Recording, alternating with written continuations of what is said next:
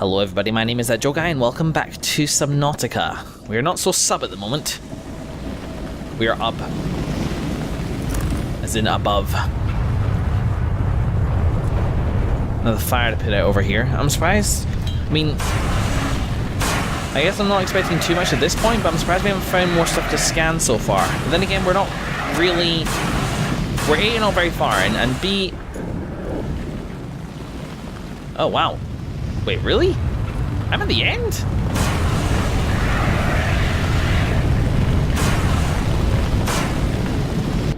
Huh.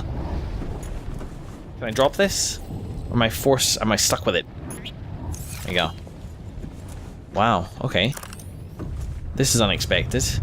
We have this here, a data terminal, to download the data, but the PDA seems like more important. Integrating new PDA data. So here we are, finally in open space. We cross the galaxy to install a phase gate, to send ships to mine resources, to build more expensive ships, to install fancier phase gates. Are we trying to exhaust the galaxy? Or just ourselves? In open space, yeah. Phase gate. Send ships to mine resources, build more expensive ships, to install fancier phase gates. 1806, Yu's birthday. 40 weeks before we get home. 400 weeks, it feels like, before we get home. Not enough. Credits Altera is paying me. 1454, cargo bay code. Okay. That certainly is valuable. Not much there. Prawn suit poster, though. It's alright. Bit of waste inventory space, but whatever. Integrating new PDA data. Phase gate announced for the Ardian Arm. Altera launches the Aurora. The farthest reaches of inhabited space are due to expand as Altera Corp launches a newly constructed capital ship carrying a phase gate bound for the Ardian Arm. The Aurora will travel from a space dock on the edge of Altera space, making hundreds of consecutive phase gate jumps through 9 different Transgov authorities and arrive on the far side of the Ariadne Arm in 3 months' time. From there, the command crew will pilot the ship beyond the final phase gate, arriving in the next solar system approximately 18 months later, so we're forging new territory. There, the elite team of engineers will begin a 6-month construction project on the new phase gate, a multi-trillion credit investment. In the absence of existing infrastructure in the region, the vessel is equipped with advanced thermal and nuclear power facilities. Okay. Yeah, that explains why we're so well equipped. Altera Core currently operates 9% of all phase gates in the galaxy. If the Aurora's mission is successful, Altera will have outmaneuvered a cabal of Mongolian corporations, operating a range of outposts and mines in the region. Groovy. Well, it's quite a simple little thing. Nice battery, though. I reckon we will need that. So, a cargo bay code. But how to get into the cargo bay? Because there was a cargo bay down here, but it didn't have a code. I had a box. Box don't accept codes, and I haven't found a place to use my codes I had in the first place. Oh, right. Up here. So yeah, I've got this one with 100%. But I may need to nip back at some point to get some more. Okay, nope. Occam's razor, simple answer. Is to go this way.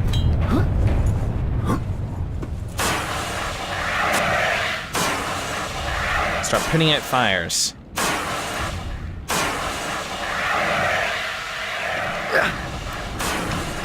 It's not working. It appears to be a kind of limited definition of the sort of fire I can put out versus the type that I can't, which is a little irritating. Especially after using so much of my fire extinguisher on that. Oh shit! Wow. I died and lost some lungs. What did I lose? That seems wasteful. Okay. I lost some belongings. I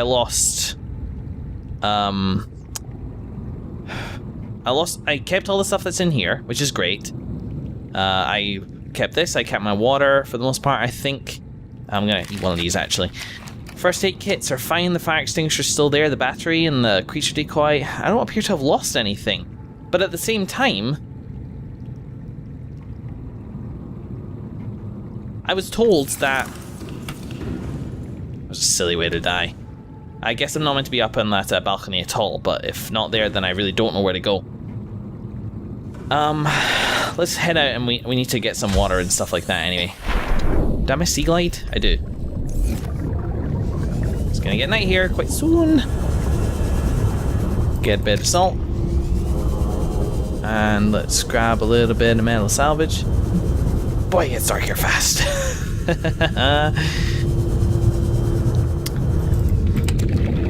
Yeah. I got the poster. I kept the poster. I was told that I will lose everything that I gathered on dying, but maybe that only applies to non-unique items. Yeah, maybe that's it. If it's something like a poster, which is like a collectible, you keep it regardless. Okay. That was a silly way to die, and sort of an anticlimactic way to die after so long. But hey ho, what you gonna do? I need some more salt. I thought I got more than that. What I'm picking up was obviously wasn't paying attention to myself. Bit of salt here. You enjoy the eclipse there? It was awesome, wasn't it? It's interesting that this place gets so many eclipses. Oh crap. How much water does this give me? Just drop that. Drop that. Do this. Drop metal salvage as well. You don't need that much of it. Now I have 3 of those and 2 salts, so I can get another salt somewhere. I did drop the salt. Did it just disappear? That'd be silly. Let's breathe.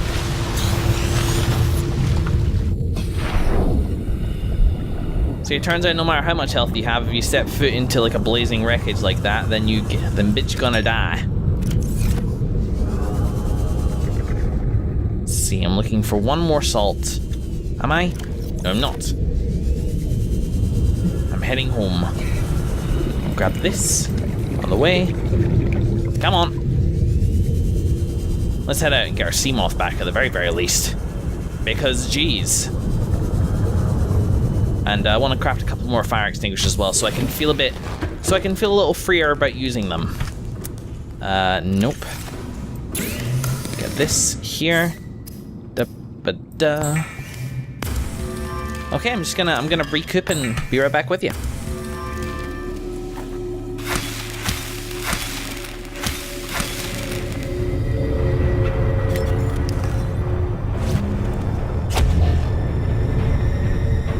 Oh, hold on.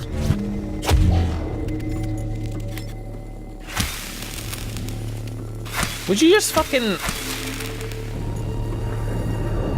Well, aren't I an idiot? You don't have to climb over it at all.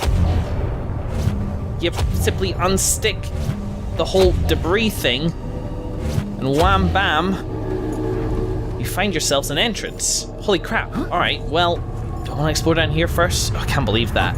Yeah, I knew the propulsion cannon was going to be useful as well. I bloody knew it. And I could have sworn that I saw something there to scan. Maybe not. It's okay. Fire extinguisher down here as well. I will take it, but I've got like 5 of the feckers at this point. Let's do it. Burn, baby, burn. And you know I'm going to save here as well. I mean, I'm okay with it, but like if I have another silly death like that, which I don't feel is fair, then I don't know, that's the only time I ever kind of retcon stuff is when I feel the game's being stupid. But also, the last death didn't really hurt me that much, so it's sort of okay. Okay, there we go. This game has an inexact relationship with fire. So what's in here?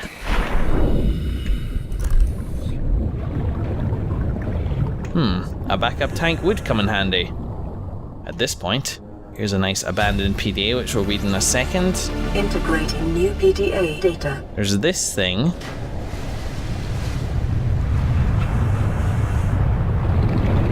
And a whole ton of electricity. But I've just got to bear in mind that... Man. So it looks over there, but I really don't think I'm going to be able to get past that alive. Looks like another one of those instant death kind of things that's that kind of dramatic. But there's a thing there, which I could maybe use to get around. That's laser cutter territory from the looks of things though, maybe. As a keypad. Oh no. Where am I? Where am I at the moment? Well, I guess it doesn't really matter. I've only got 2 codes, so let's just memorize them. Where? No. Capsule. So 2679 or please use the mod station in the forward section or retrieve pre-configured equipment from the lab next door to the data coil. Hang on, that's the data coil, right? Presumably, it's a coil. Cargo bay code. I don't even remember getting this access. This lab access code. That must have been the PDA I just got. That's handy, isn't it? 6483. Ooh, that's a freaking ramp. 6483.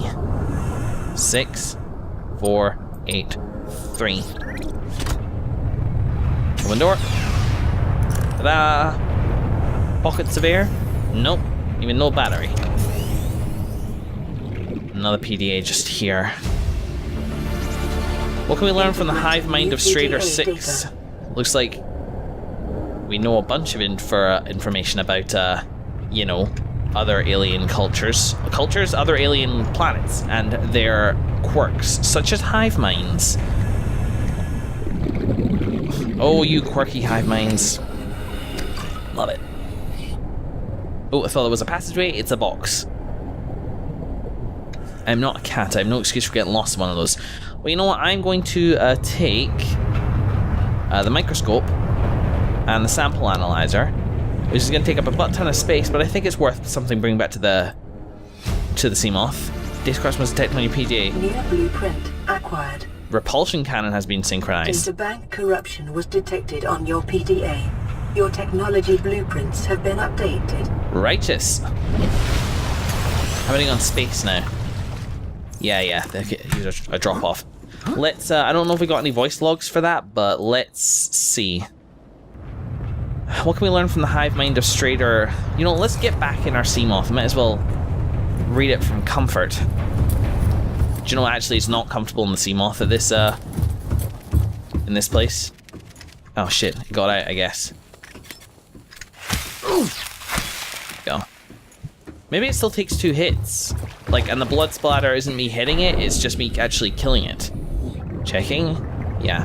There's a lot of exploration to be done in this place. Welcome aboard. It's as good a place as any to read it, though.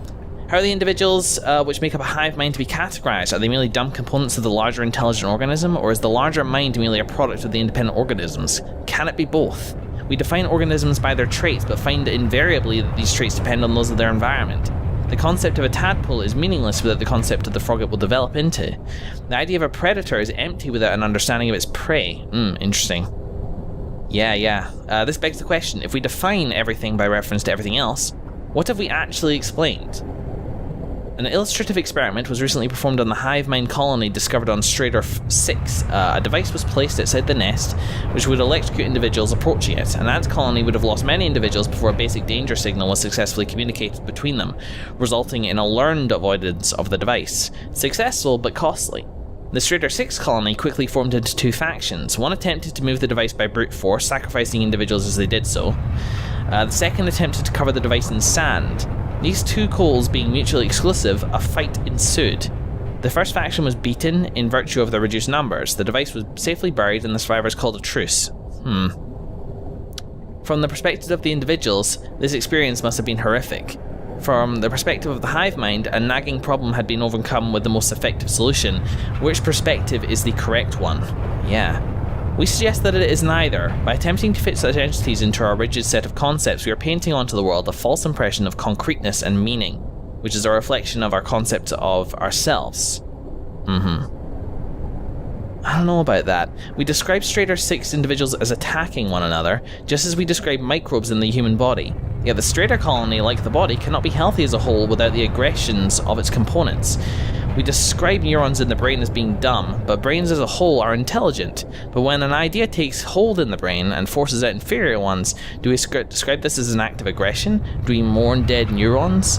When a philosophy or a technology takes hold in human society, when wars are fought over them and people die, is that rightly seen as being good or evil? This is not to undermine the meaning of our existence. From where we stand, our existence is very serious indeed. But is our civilization and our universe really any different from the colony on Strader 6?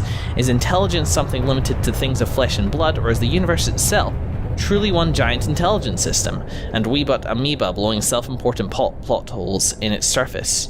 We would do well as scientists to remember that our goal is not to paint the world as we see it, but to see it as it truly is. That's true, but I don't think you're getting any closer to the truth by choosing which perspectives to invalidate. And I think individual perspectives, even if they do make up a massive whole, are still valid. Otherwise, why would they have them in the first place? You know, to make an example, we as human beings have have intelligence, but our fingernails do not. Or at least in terms of our level. What this person is saying is that the cells in our fingertips might have intelligence. How would we tell if they did? Or didn't? How would our fingernail cells individually see our trimming of them? Our yearly trimming of our fingernails, don't ask. It's an interesting thought. I'm not sure if I'm on board with it, but as in most perspectives, it's worth taking into account. So it's night, by the way. Anyway, we've got more stuff to read. Oh, so all that fauna. So repulsion cannon, huh? Should be down here. So that's the propulsion cannon. Maybe it's in the modification station? Yeah, here we go. Applies percussive force to entities in range. Propulsion cannon, computer chip, and magnetite, so it's probably more powerful. Maybe that's something that I should go back before exploring any further, because I might need it, because that's how game design works, but for the moment I think I'm okay. Let's see. I think everything else is fine. Let me just munch on a bit of water, and I don't need the Reginald at the moment. Anywho, I can't help but feel that we missed something. Well, it wouldn't be in the Degassi survivors, would it? No, I think we're good. Ah, yes. No, I think what I thought I was forgetting was the lab equipment. So let's bang that in here. Ta-da! And I think it's becoming dawn. No, it's artificial sunset caused by fire. We've all been there. Alright, let's go back in. We're not done exploring this place yet. Could explore up there, but whatever. Like, it's sort of where we started exploring. Nice that the fire stays out as well. Just saying. Okay. Don't know if you guys can see this very well. It's not bad lighting. Thanks for just rearranging everything and forcing me to rearrange it underwater. That's a pain. 4, fucking 3, and then fire extinguisher 5, and then maybe go get some air. What a waste of time. Do that again.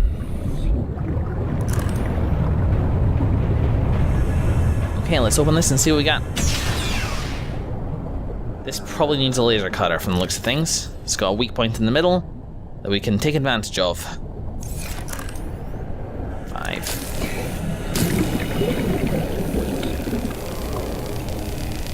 Here we go.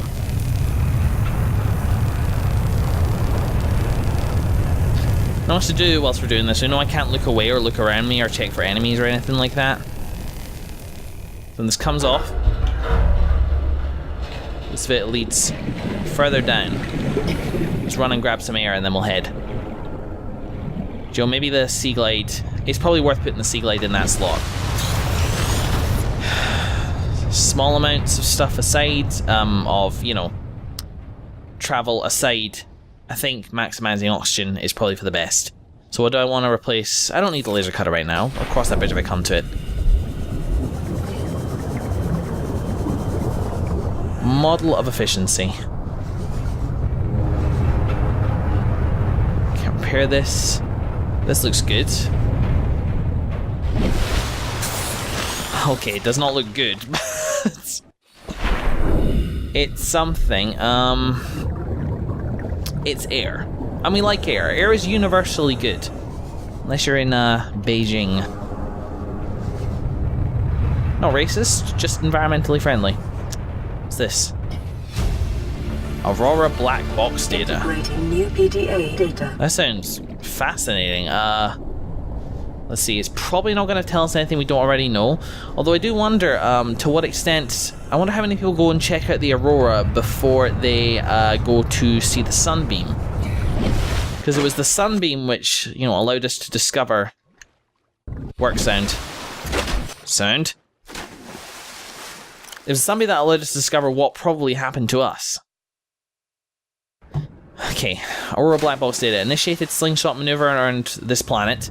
High velocity energy pulse detected on planet's surface. Emergency distress signal sent to Altera listening buoy via long range comm relay. Okay, that's how they know there was a problem. Impact detected. Lifepod bays on starboard side compromised. Outgoing communications compromised. Emergency evacuation initiated. Manual piloting transferred to Captain Hollister. Lifepods 1 to 25 launched successfully, entering planetary atmosphere. Massive impact registered. Drive core shield compromised. Emergency bounce backs received from 8 lifepods on planet surface. Okay. So there's at least 8. Human life, which I think we knew. I think we've counted 8 already. Human life signs detected over long range at T plus 8 hours, so it's still watching after us. Personnel unaccounted for. Non-essential systems maintenance chief Riley Robinson. Altera HQ rescue solution received at T plus 8 hours to high priority terminal in the captain's quarters. Okay. Monitoring equipment failed at T plus 13 hours, and that's when this log ends. Riley Robinson, I don't think we've heard anything from it, because the other one's Captain Keen. Personnel unaccounted for. Did we log into our life pod before we launched so it sort of knew where we were? Because that would make sense. Okay. We can carry on. On the sound of this game between up and down, up, above water, below water, little pitchy. Okay. It's a little claustrophobic in here, but I see an air pocket. Just follow this way. Can I breathe here? Yes, I can.